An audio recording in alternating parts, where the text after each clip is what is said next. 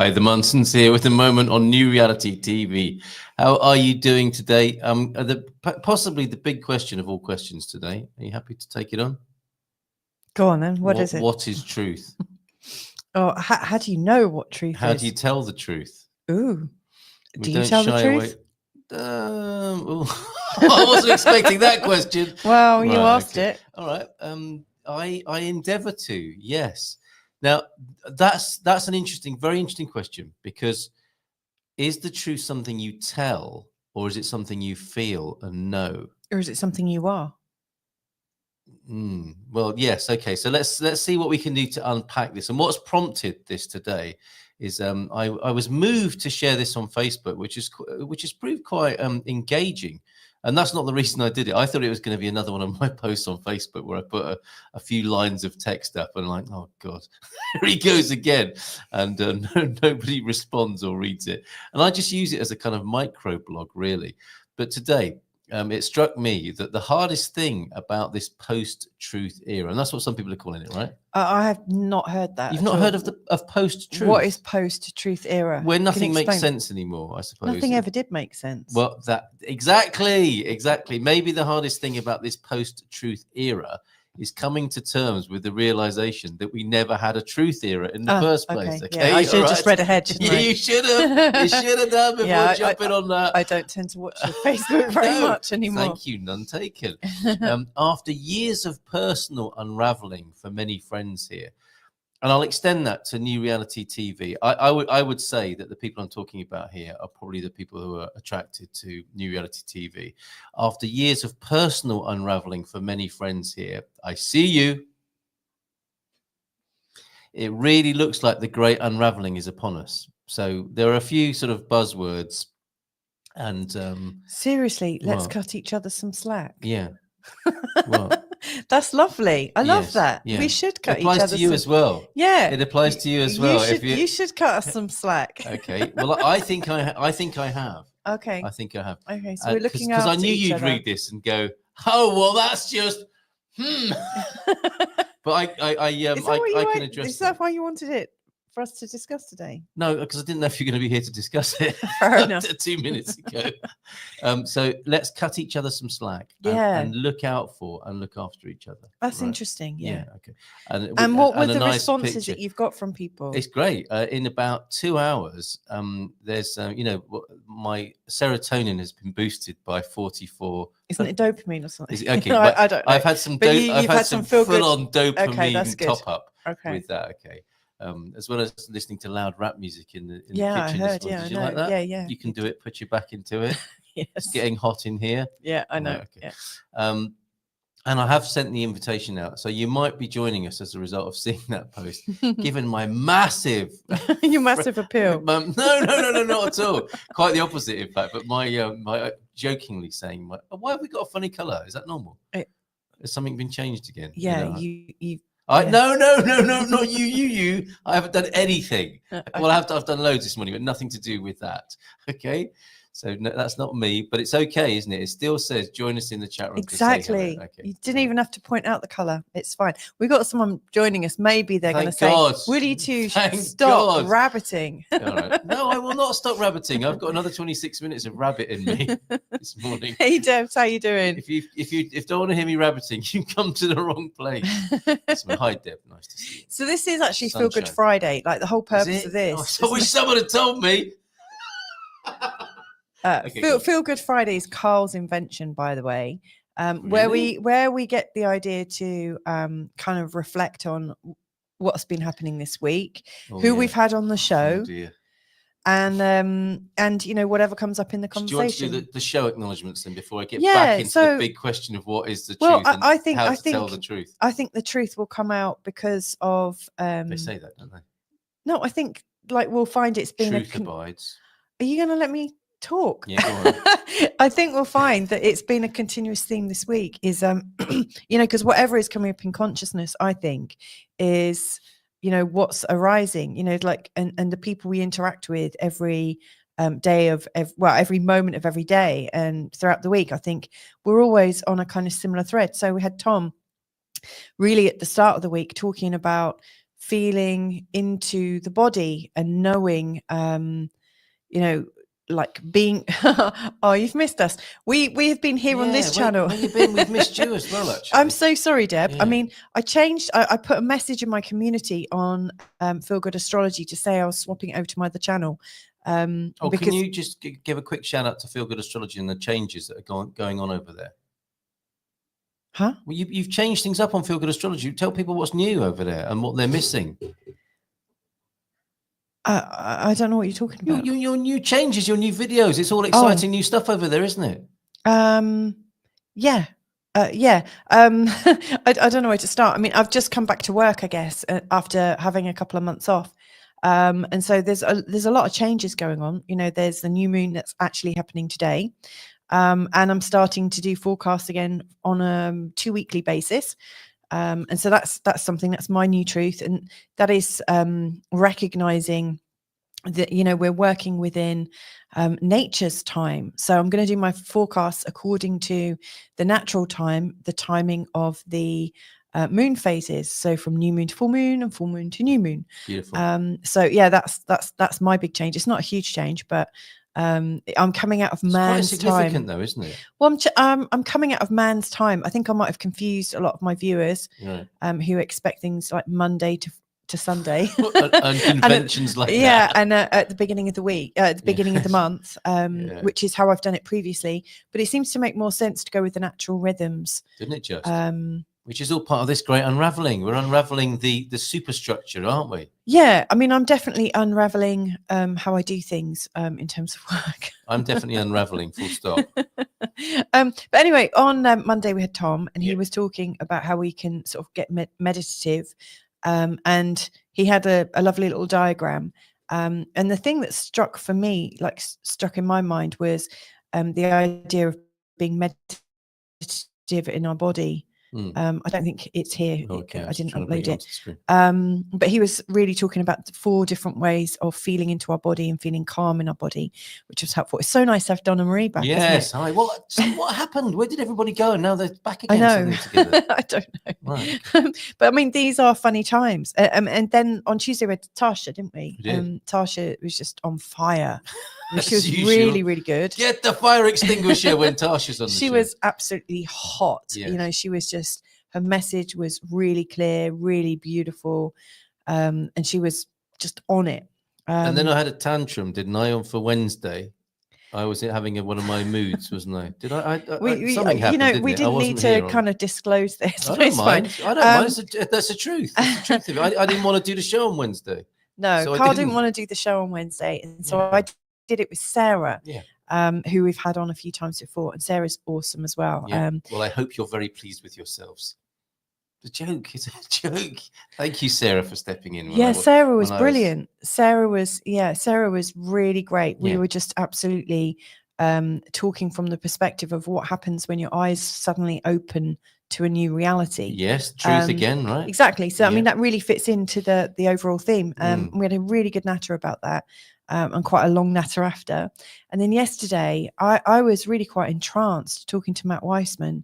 Weissman the Iceman. See what I did there? Does he like that? I don't know. You have to ask him. He's a big fella. I can ask from this distance. And so it's interesting. And you know what, Donna Marie, it's really cool that you're in the chat actually, because he was talking about how he went to look at his ancestry and how he connected in with his ancestors. You know, he's a 3rd generation Norseman who grew up in America. And, you know, he didn't grow up with any of his usual traditions. And then I think after the age of 40, following a heroin overdose and kind of really just sort of disconnecting from his life, he kind of really got onto a completely new track, you know, became a minister of the church. And then later started seeing lights that were communicating with him and went forwards. And he's got a couple of shows on New Reality TV. Mm-hmm. So that was really fascinating. So he was talking about finding his truth. And it came after like the dissolution of what he knew to be true. So it's interesting. I think this is kind of interesting times because Tasha, when she was talking about what was going on for her, you know, I really get the feeling that she's coming from a conscious letting go of things. Like she shared with us previously, didn't she, that she left her job and kind of created a big space for her to emerge into, which kind of causes chaos. Real time. We're talking. I mean, gone are the days when live streams and TV were people doing highly polished presentations of their message and being on message. It seems, it's just what's happening is real time change and transformation for people. So some of our guests come back, don't they, say, you won't believe what happened to me between now and the last time I was on. We're sharing real time transformation, aren't we? Yeah, Look, we are. Deb's talking about it. Donna Marie's talking about it this morning. It's amazing. I love that you do new and full moon ceremonies. How are you finding the moon this time, Deb? How, like, what's it feel like? I think this is going to be a really interesting lunation. I think there's going to be a lot of changes that are coming up. A lunation, did you call it? Yeah, lunation, like the whole moon phase. Right. One nation under lunation. That's us, isn't it? Humanity. Yeah. In one lunation. Yeah. Interesting though. A lot of humanity doesn't feel like it's all like one. Well, yeah. I mean, that's what we're unraveling from, I think. Yeah, definitely. Yeah. So yeah, that's my potted sort of explanation. The light at the end of the tunnel might not be a train. That might be the moon. It might be the moon. Yeah, well, we can be hopeful. So yeah, that's my sort of understanding of what we've been through this week. In terms of the shows and the guests and stuff like that. Yes. What did you want to talk about? Because you said you wanted to talk about the truth. How do you tell the truth? Okay, so on the one level, start? Well, can I share some of the examples or some of the responses I had to positing that? Oh, that's the other post that I put up just recently. Right. Okay. Please don't. Go back to the actual. That's better, isn't it? Yes. The sun that we can see. That was what I put up with my post this morning. And yes, with love and compassion, says one of the friends here, and empathy for our brothers and sisters. We all belong to the same village. Yes, love that. There you go. One nation, one village. The average person, says Terence, who often comes in at an angle here. He does. A tangent, you might say. The average person tells lies about 6 times a day. Is that all? The truth is people lie. This has been going on for over 10,000 years. That's quite specific, isn't it? Yeah, so let's get used to it. That's interesting. Is that an age of man, 10,000 years? I have no idea, but he's saying, so let's get used to it. Yeah, I think again, we kind of have, haven't we? Talking about like cut each other some slack. Yeah, and the ones we tell ourselves, I said back to him, often the most difficult. Can't do that. Cutting some slack and caring for people. Somebody says they can't do that. Amen from our friend Sam in the UK. No matter what the question is, love is the answer. So just be kind. And with some excellent parentheses with yourself too. Yeah. The truth will set you free, says Milan, but first it will piss you off. There's some truth in that, is there not? Yes. Okay, our friend Jenny, after a difficult 7 years of unraveling, one of the people who I acknowledged there, because that seems to be what's happening, it would appear. There's a lot of personal unraveling, but maybe we're feeling it in a collective sense now. Does that seem the case to you? Yeah, definitely. I mean, the new moon and Neptune in a conjunction together with Mercury and Saturn also in a conjunction right next door. Yeah, it's like our search for truth it's not supported like this. Right. It just feels like there's nobody's got anything to grasp onto, like in the outside. If you're trying to find the rules of how things work and trying to make sense of it, it's not really there. As in the truth is out there. Yeah, I'm very interested in that response. If you go back to the one that said, I can't do that. Yeah. So the idea was you were suggesting let's cut each other some slack and look out for or look after each other. Yeah. No, can't do that. Yeah. I'm imagining that whoever that is somebody who feels separate from other people and hurt. I'm getting hurt. Yeah. To me, that just sounds like hurt in action. Yes. And I get it that there are people who feel hurt and upset. And of course, when we feel like that, we might not want to go into a place of forgiveness. So, and you don't. I mean, this comes back to this long-held, crazy idea of unconditional love, doesn't it? Like as great an idea as it is, to practice that for all of humanity. Not many of us are up to the task, and at the moment, I think that's what that comment is. Can't do that. You don't have to cut everyone some slack. You don't have to go up to everyone and forgive them. This is about feeling love and being functional. So whatever that takes in a win-win way is okay. I think that I was probably pushing. That person may have felt I was pushing them to do something that was way beyond anything they could conceive of right now. You know, to forgive people, to let people be, because there's a lot of righteous anger at the moment, isn't there, running its course? Yeah, and you. I mean, the last thing you wanted to say to somebody who's feeling righteously angry is, would you like to forgive some people? It's like, they're going to punch you in the face. Yeah. Cut them some slack. Let them go their own way. Let them do their thing. Let them calm down if they're going to calm down in their own time. But I don't think, I'm not talking, although, you know, it's difficult, isn't it? It's a problem with language and semantics. When you make a Facebook post, it is a sort of summary thing. It sounds like, this is what I think should happen for everyone. This is what should be done. You know, it's a blunt tool. But I think people get the gist of cutting some slack, letting people go, leaving people be, and just being easy with things. Well, what's the alternative to that? That would be another way of looking at it. What's the alternative to not cutting people some slack? What's the alternative? Do we keep people on the hook? Do we keep ourselves on the hook forevermore? Or is the time where we let go a little bit? That's all I'm suggesting. I guess Sarah Taylor, she's suggested quite a few times that you and the person that you're interacting with, you agree to let go of everything together. You know, the possibility that you just let go of every bit of unfinished business, every disagreement that you give. And it's not to say that what happened wasn't an issue, but it's to say it ends here. You know, we're having a clean slate. Yeah. But I'm guessing somebody who's in that position probably just wouldn't be ready for that at all.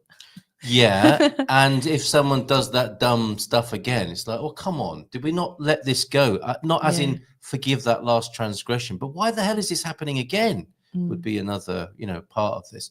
Unconditional love is all about letting each of us live our own life path. How about that? There you go. And just waving to each other.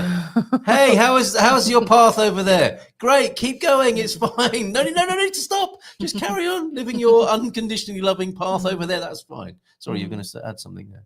No, I've been listening to Dr. Dane here quite a bit recently from Access Consciousness. He's got a course that I signed up for last year called Restoring Hope.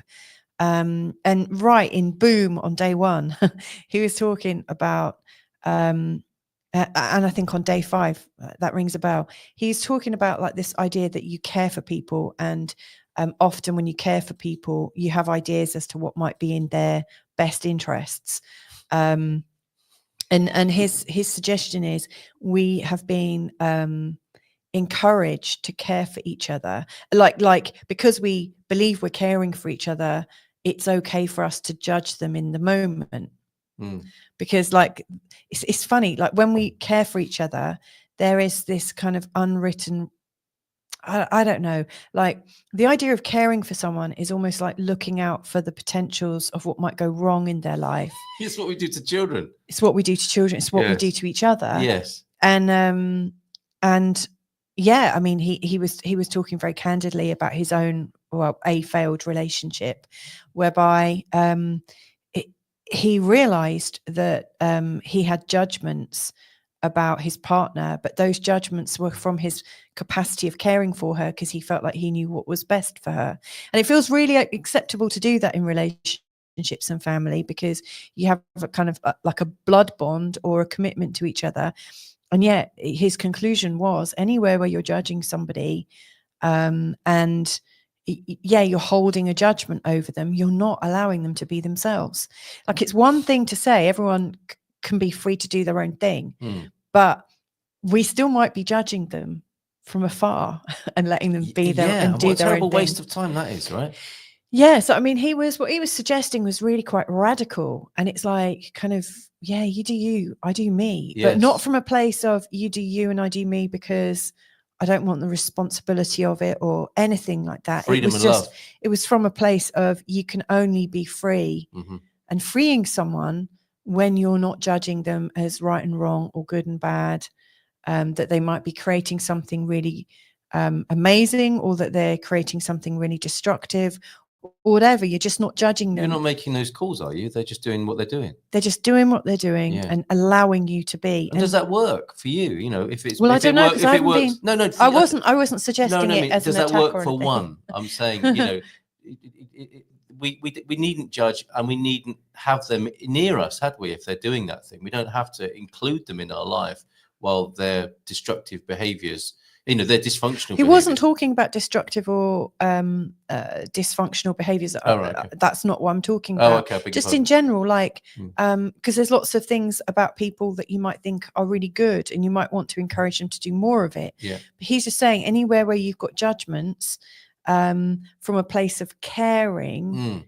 be really, really clear about what caring is, because the whole idea of caring for somebody is also a bit of a mind field that was set up for all of us. Yes, right. That takes us out of our own business, and it also imposes onto somebody what you think they should be doing or wanting. And of course, when I heard that, like a couple of weeks ago, do you know what? It made me really question what I do, because working, you know, online, giving free advice, I guess. It is coming, it like wells up from me. It wells up from this place of I really want to help people. But in actual fact, in the moment of wanting to share what I know because it might be helpful to people, there's an assumption that I think people need help, and that's not really a caring thought to hold. But I mean, ultimately, we are in an interactive world where all of our lives are crossing over, and you know, so it's going to be it's going to be very difficult to not do that, especially if we need to earn a living, which currently we all need to do in this paradigm.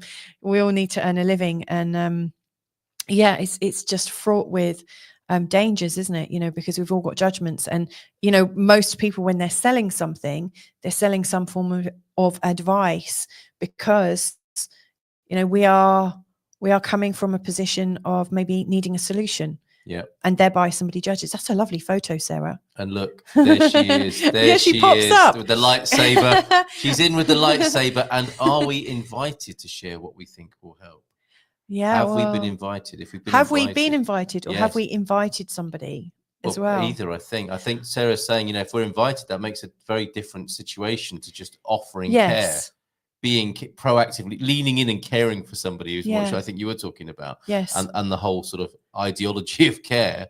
And if someone's asking for care and for you to share what you you think might be helpful, that's a very different proposition. And Sarah might have something else to add, because I know that Sarah's listened to Dr. Dane here's Restoring Hope a few more times than I have. Yeah. She's an expert at it.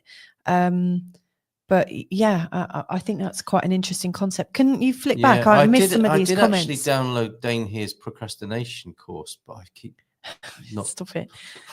I want to see what inner peace. Here's one route to inner peace. No one's judging. Thanks to unlimited cocktails and sublime lobster, caviar, and crispy duck. Yeah, is Pete still in the Orient? Best soup he's ever had. Unlimited mojito with seafood in it. Remembering we I are like all that. one. I think that's purposefully done, isn't it? Remembering, definitely. Yeah. What's Tasha saying? Tasha's here. Good morning to you. Don't know if you heard the shout out for you, Tasha. Absolutely. I said we have consulted the health and safety experts, and when you're on, we're going to have a fire extinguisher ready in the studio. Love how we're always brought back to the moment, loving without condition, yet using discernment when we decide how to express that love. Yeah, lovely. Discernment, isn't that a wonderful thing? Yeah. And I know that didn't come off right. We can't fix others. I still catch myself trying from time to time, and who can blame you? I'm sure that comes from love, Deb. Even if it doesn't land like that, I'm sure it comes from love. Do you know what? I didn't read your statement like that, just in case you think I did. Right. I think it came off really right. You know, I do think you're right that unconditional love is about letting each other live their own lives, for sure.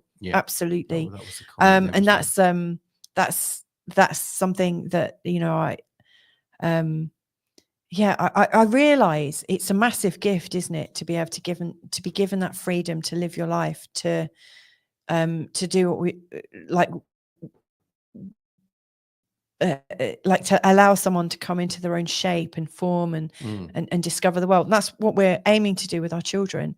Of course, we're just Muggle parents as well. You know what I mean? Parented by other Muggles. Yeah, parented by people who I don't think. I mean, they definitely. I definitely felt loved by my parents, and yeah, I definitely did feel the tension of their expectations of what they were hoping, you know, might come up for me in the world, and how I might be living. Yes. I'm pretty sure most people have felt that too. So, you know, you can only go as far as you're able to, right? Yeah, until you're able to go a bit more. Maybe. True caring is allowing someone to be who they are. Yum. Yeah. Says Devil. I think that's about Pete's food in the Orient. Not Sarah's wisdom, although both are true, I suspect. As soon as I try to fix you, I'm making you wrong. Exactly. Yes. Exactly. That is one of my most recent learnings, I think, Sarah. Thank you so much for that. Because I remember years ago chatting with a good friend whose name I've just forgotten, actually. Yeah, such a good friend. No, maybe it's she was a town crier. Oh, Susie. Susie, there you go. Yeah. So I was talking to this lady called Susie, who's just an amazing person, really awesome. I think she's another projector. No, I don't know. Of course, what did you do? Oh, Landmark Forum. She is a Landmark Forum. She's a Landmark Forum person. Yeah. And I remember talking about a situation, and I might have sounded a bit victim-like in describing what I was going through. And she said something to the effect of, you know, by being yourself, you're automatically making people that aren't like you wrong. And that was, and she probably didn't say it quite like that, but that's how I took it, because I couldn't understand it. But when you are being yourself, anyone that's not being like you, by comparison, could feel very wrong, like, especially if you're a bit sort of like preaching about how great you feel. Yeah, no, I had that whole vanilla sexual thing, didn't I? Oh yeah, all the sort of sex. That's not it's not got anything to do with ice cream, but Carl was really shamed by some of his friends for being I'm not sure if vanilla. I decided to be shamed, and then I did something about the presumed offence. But I worked through it anyway. It doesn't really matter whether they shamed me or I shamed myself. It was just like I took their position as me being wrong. So I just owned where I was instead of trying to fight them, if that makes any sense. And I think it is connected. Yeah. Just so we're sure, that vanilla thing it's people were commenting that you might be quite naive or innocent. In the way you express yourself. And I said, hell yeah, I am. Eventually, not like sorry. And when we give away uninvited advice, we get it back with darts attached. Well, that's a good graphic warning, isn't it? Not to give unsolicited advice. Look, I've got a minute to answer the question: what is truth? Oh God, I want to talk so much more about. Should we just stay on New Reality TV? Should we hijack here? No. Oh, okay. But Sarah, it's really great. I'd like to talk about this some more next week, actually. I think that's a really good one. Thank you. Well, if I may say, in the minute we've got left, Gary, as usual, says, how do you know what you said is true? And I said something along the lines of, you just know it, or you don't. And that's what I think the truth is. Telling the truth, as in discerning, coming back to the word discernment, you know it. You know the truth when you hear it. And like the whole thing, the worldly thing of telling the truth and being honest, that's something different. That's the morality and ethics of the world. And there's a place for that.